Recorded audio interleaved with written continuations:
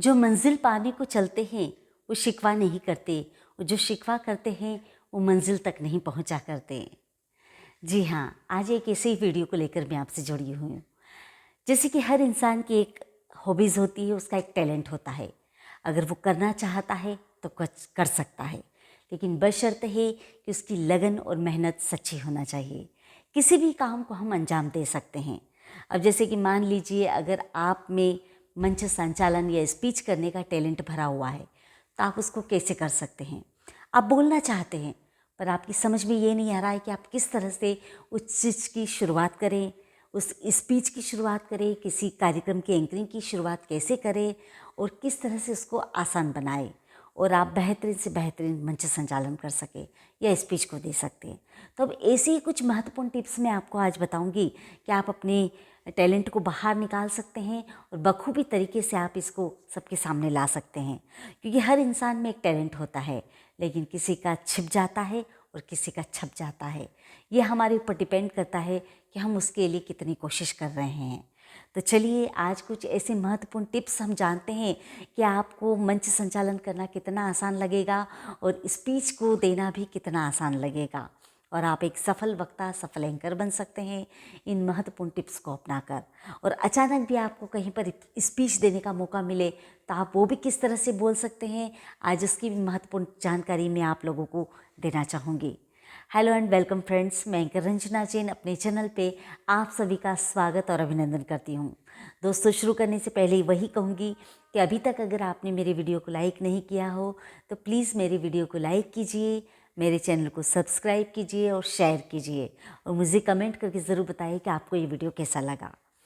और दोस्तों, अगर आपने अभी तक इसे सब्सक्राइब नहीं किया हो तो फटाफट सब्सक्राइब करके मेरे छोटे से परिवार का एक हिस्सा बन जाइए। तो चलिए दोस्तों, शुरू करते हैं उन महत्वपूर्ण जानकारियों को जो आपको एक सफल वक्ता और एक सफल एंकर बना सकती हैं। तो ये खास वीडियो सिर्फ और सिर्फ आपके लिए। मंजिल मिले या न मिले, मंजिल की जुस्तजू में मेरा कारवां तो है। जी हाँ, हमें कोशिश करते रहना चाहिए, चाहे वो कोई भी बात हो या कोई भी काम हो। आपका टैलेंट हो, आपका और कोई काम हो, आप प्रोफेशनली तरीके से कर रहे हो या बिजनेस के तरीके से, जो भी है, लेकिन अपनी कोशिश उसमें आप 100% कर देते रहिए। सबसे पहली बात तो ये है कि अगर आप कोशिश ही नहीं करेंगे तो वो शुरुआत ही नहीं होगी, और शुरुआत नहीं होगी तो कोई चीज़ तक आप पहुँच ही नहीं पाएंगे। तो फर्स्ट काम है, अपने आप पर विश्वास रखकर कोशिश करते रहिए। दूसरी बात, अगर आपको ऑडियंस को फेस करना है, पब्लिक को फेस करना है, तो आप ये सोचेंगे कैसे। एक तो भरपूर एनर्जी चाहिए और फुल कॉन्फिडेंस चाहिए। ये एकमात्र कहने से कुछ नहीं होगा, ये हमारे अंदर की चेतना को, हमारे विश्वास को जगाना होगा। हमें खुद अपने आप को प्रिपेयर करना होगा सबसे पहले, तब हम दूसरों को प्रिपेयर कर सकेंगे। हमें अपनी मानसिकता को ऐसा बनाना है कि लोग हमें सुनने के लिए तरसे। जब हम बोलें तो कोई सुने, ये नहीं कि हम रुके, हमारे बोलने का इंतज़ार करें, हमें सुनने के लिए इंतज़ार करें, न कि हमें चुप रहने के लिए बाध्य करें। तो इस बात को मैं बताना चाहती हूँ। तो आप कुछ इस तरह से बोलिए, कम बोलिए पर अच्छा बोलिए, और ये कॉन्फिडेंस आने के बाद ही होगा।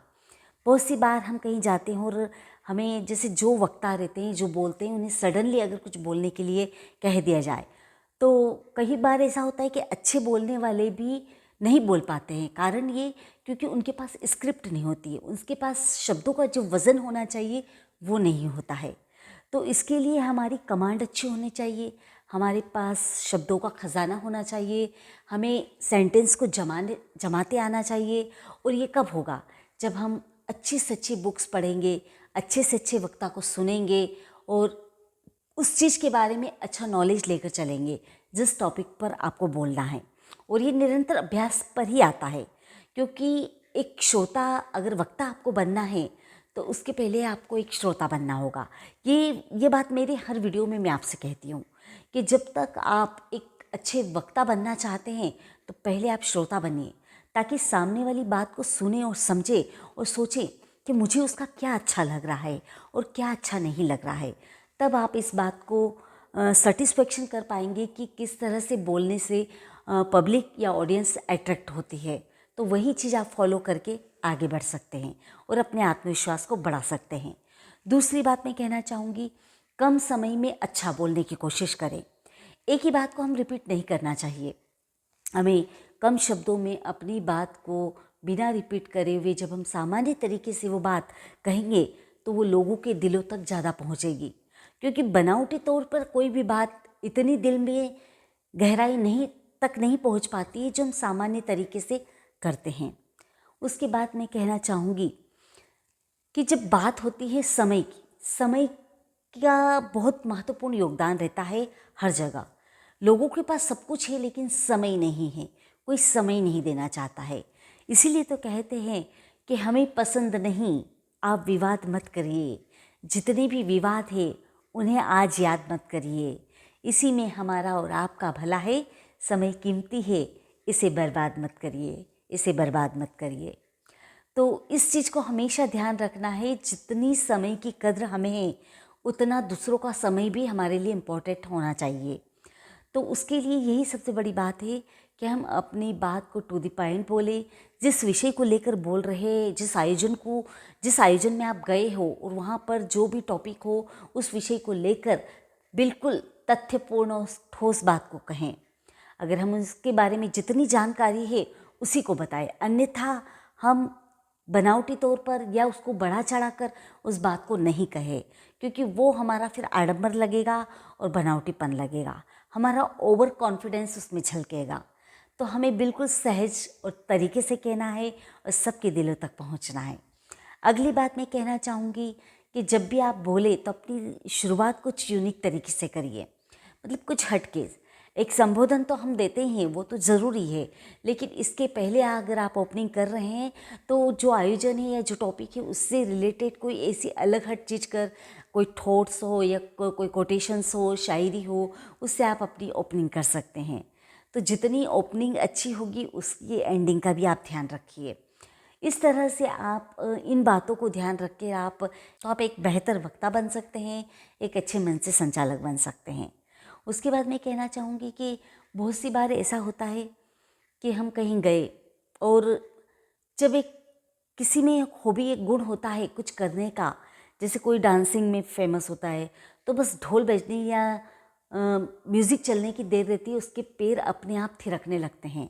तो ऐसे किसी वक्ता का भी होता है।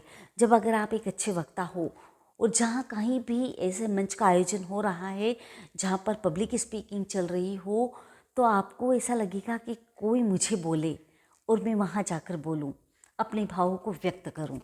बहुत सी बार मेरे साथ तो होता है, मैं किसी आयोजन में जाती हूँ।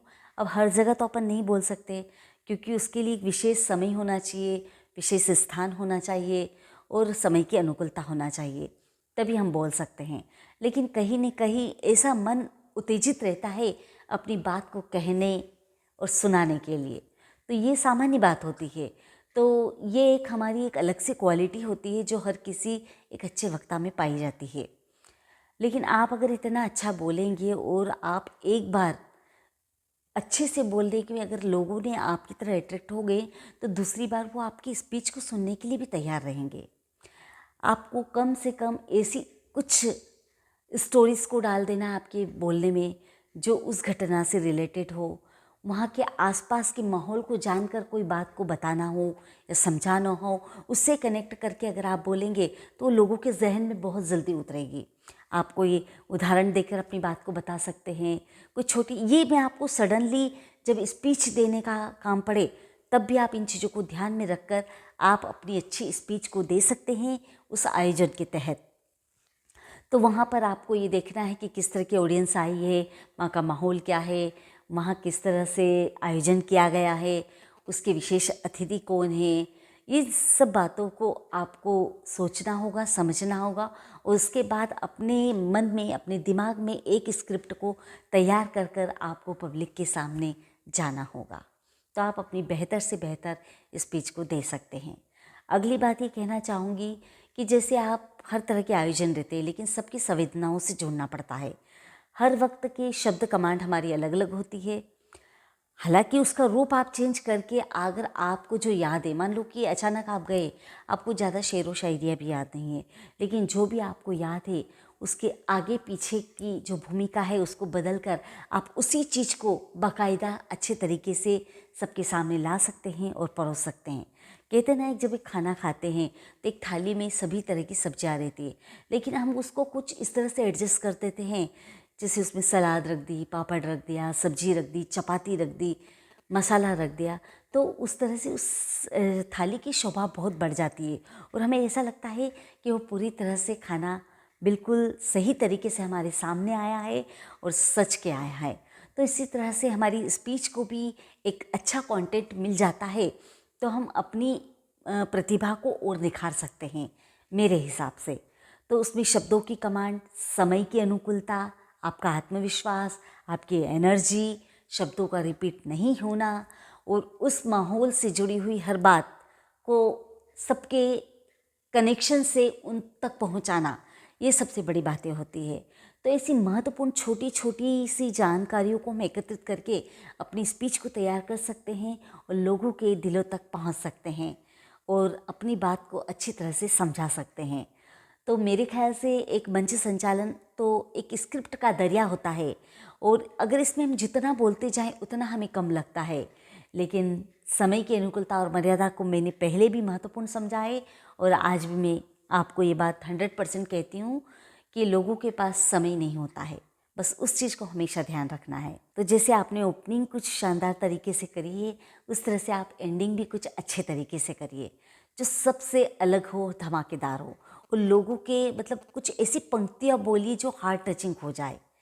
तो आप कुछ इस तरह से तैयारी कर सकते हैं। और आजकल तो आप जानते हैं कि स्क्रिप्ट हर हमें मिल जाती है, लेकिन उसको मोतियों की लड़ियों में सजाना और कब किस चीज़ का उपयोग करना, ये हमारा टैलेंट बताता है। यही आपकी एक जिज्ञासा रहती है कि आप उस चीज़ को किस तरह से परोस सकते हैं और लोगों के सामने ला कर रख सकते हैं।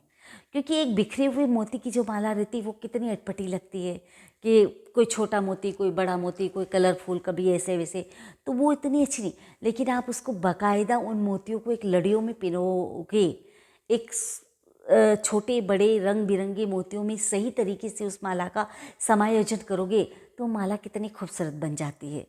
तो वही है इस मंच संचालन की कहानी। अगर आप इसमें अपने शब्दों की कमांड को बहुत अच्छे से सजा के आप भाव को व्यक्त करते हुए अगर बोलेंगे तो आपकी स्पीच भी धमाकेदार होगी और आपकी एंकरिंग भी धमाकेदार होगी। ये मेरा खुद का अनुभव है, मेरा पर्सनल एक्सपीरियंस मैं आप लोगों से शेयर कर रही हूँ। तो दोस्तों, ये छोटी छोटी महत्वपूर्ण टिप्स हैं, अगर आप इसे फॉलो करते हैं तो आप मंच संचालन बहुत आसानी से कर सकते हैं। और अचानक से भी स्पीच बोलना हो तो इन महत्वपूर्ण टिप्स को फॉलो करके आप सडनली अचानक भी अपनी स्पीच को एक यादगार पल दे सकते हैं। तो दोस्तों, उम्मीद करती हूँ कि मेरा ये जो टिप्स मैंने बताए हैं ये आपको पसंद आए होंगे और आप मंच संचालन के लिए बिल्कुल तैयार हो गए होंगे, अपनी स्पीच को देने के लिए तैयार हो गए होंगे। जब जागो तब सवेरा। तो इसी उम्मीद और विश्वास के साथ फिर आपसे एक मुलाकात करूँगी। तब तक के लिए बाय, टेक केयर।